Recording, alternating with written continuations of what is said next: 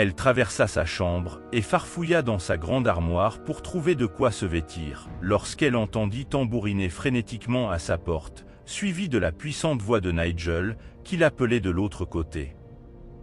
Fébrile, elle déverrouilla le loquet, entr'ouvrit le battant, et aperçut un œil bleu, perdu entre les crins dorés d'une chevelure hirsute.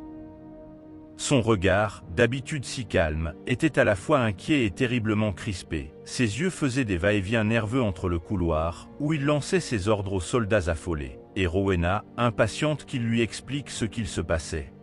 « Princesse, il faut vous préparer, la citadelle est assiégée et je ne sais si nous tiendrons bien longtemps. » Elle ne répondit même pas, l'incrédulité se lisait si bien sur son visage qu'il poursuivit sans perdre un instant.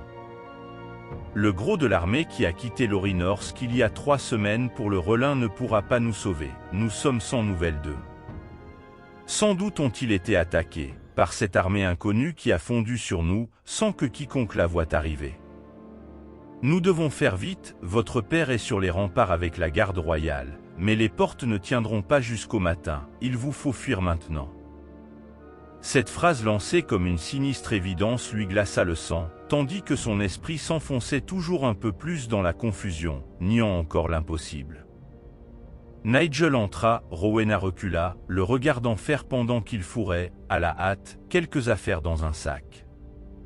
Puis il la tira sans ménagement par le bras, incapable de bouger d'elle-même, comme si la volonté de la jeune femme avait disparu. « Sa Majesté m'a intimé l'ordre de vous conduire au trésor royal, de vous confier cette clé, afin que vous y récupériez quelque chose qui appartient à votre famille depuis qu'elle règne sur Lorinorsk.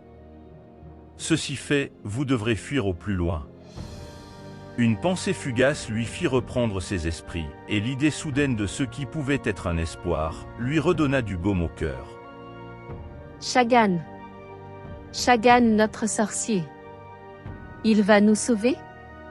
C'est le plus puissant et le plus sage de tous les royaumes. Mon père lui-même s'en remettrait à sa magie. Nigel stoppa net, tandis qu'il la tenait toujours par le bras.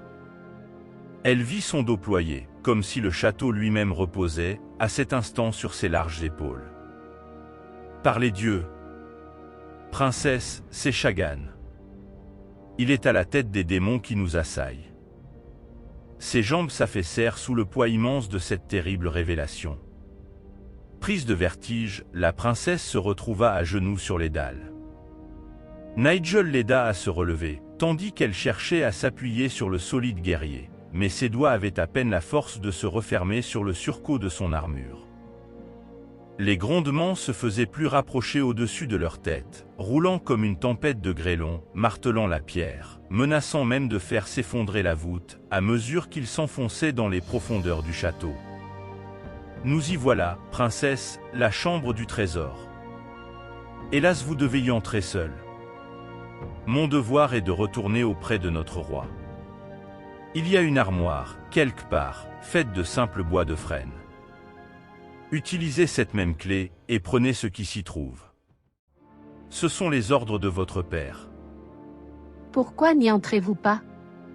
Je ne sais pas ce qu'il me faut trouver, ni qu'en faire. Rowena se sentait plus que jamais perdue, terrifiée, car malgré son courage, que nul ne contestait dans tout le royaume, elle se retrouvait pour la première fois esseulée et sans espoir, aussi vulnérable qu'au premier jour de sa naissance. Seuls les membres de la famille royale peuvent pénétrer dans cette salle. Et les ordres de votre père étaient clairs. Il y a un passage derrière le meuble, il vous mènera loin du château, et maintenant fuyez. Nigel la poussa sans ménagement, dans l'immense salle, taillée à même le cœur de la montagne. Puis il referma la porte derrière elle, avant de la bloquer de son épée. Rowena n'avait vu qu'une fois le trésor, son père l'y avait emmené à son 10e anniversaire. Il lui avait alors expliqué qu'il renfermait les plus grands secrets des dieux, ceux venus des étoiles, et dont la famille de sa mère était les descendants. Bien sûr, elle ne l'avait jamais totalement cru, elle l'adorait chaque fois qu'il racontait ses histoires, surtout celles qui avaient trait à sa mère. Ces mêmes dieux leur en avaient confié la garde, pour protéger les hommes de la fin des temps, avait-il dit ce jour-là, comme une sombre prophétie.